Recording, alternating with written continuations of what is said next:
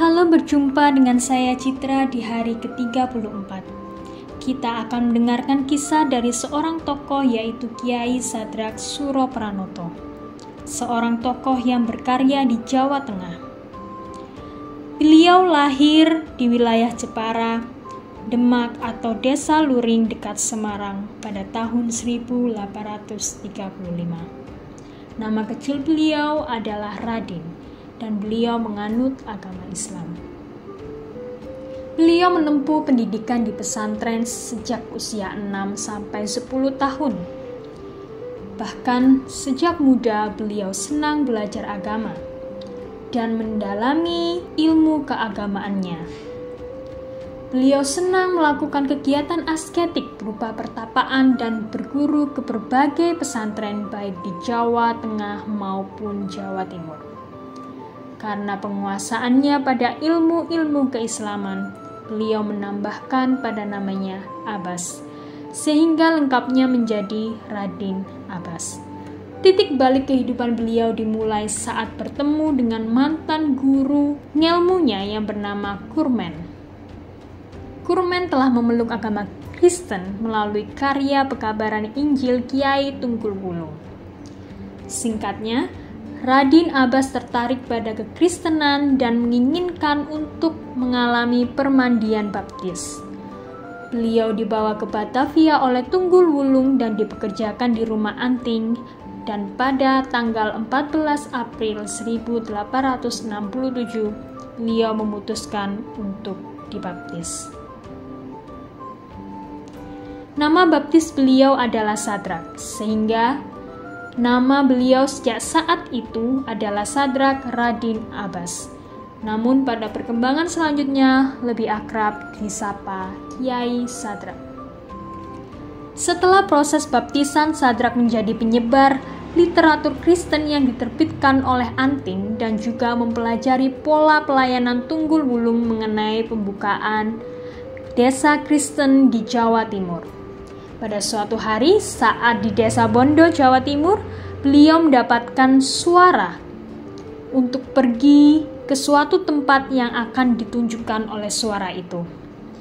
Dengan berat hati, Sadrak meninggalkan desa Kristen yang telah dibangunnya bersama Tunggul Wulung dan ketetapan untuk pergi mengikuti panggilan suara tersebut. Sampailah perjalanannya di wilayah Karangyoso, Kutoarjo. Beliau menjalin kerjasama pelayanan bersama Stephen dan Nyonya Philip dari Purworejo. Bahkan, beliau diangkat menjadi anak. Dari Karangyoso inilah kemudian Sadrak membangun komunitasnya dan memperluas pengaruh Injil dan kehidupan masyarakat Jawa Islam. Sampai tahun 1899, pelayanan Sadrak meliputi Purworejo, Bagelen, Banyumas, Tegal, Pekalongan, Searang, Yogyakarta, Surakarta. Laporan terakhir tahun 1933, jemaat Sadrak yang tersebar saat kematiannya berjumlah 7.552 dengan jumlah jemaat lokal sebanyak 86 yang tersebar di berbagai wilayah tanah Jawa. Saya pada hari ini yakni bagaimana Kiai Sadrak percaya kepada Tuhan. Beliau percaya kepada Tuhan melewati kesaksian hidup yang diberikan oleh guru ngilmu beliau pada saat itu. Dan ia memutuskan untuk dibaptis sepenuhnya. Bagaimana beliau menjalani pelayanannya tentu bukanlah hal yang mudah karena beliau harus berdebat, harus menghadapi kiai-kiai yang tentunya tahu akan agama Islam yang dipeluknya dulu kala.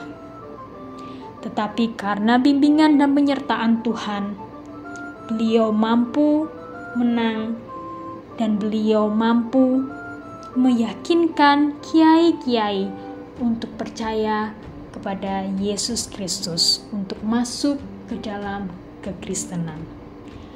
Oleh karena itu, Bapak, Ibu, dan Saudara sekalian, kita harus memiliki semangat seperti Kiai Sadrak untuk percaya kepada Yesus Kristus sebagai juru selamat kita, apapun tantangannya.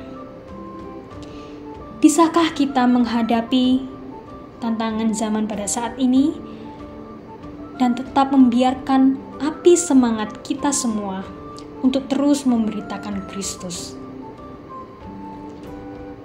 Mari Bapak, Ibu, Saudara sekalian, kita berdoa.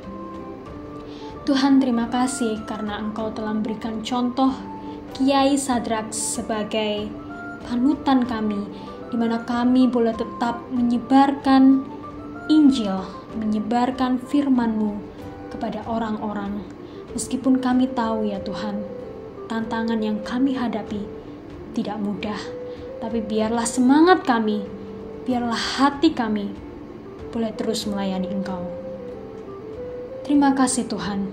Di dalam nama Tuhan Yesus kami berdoa. Amin.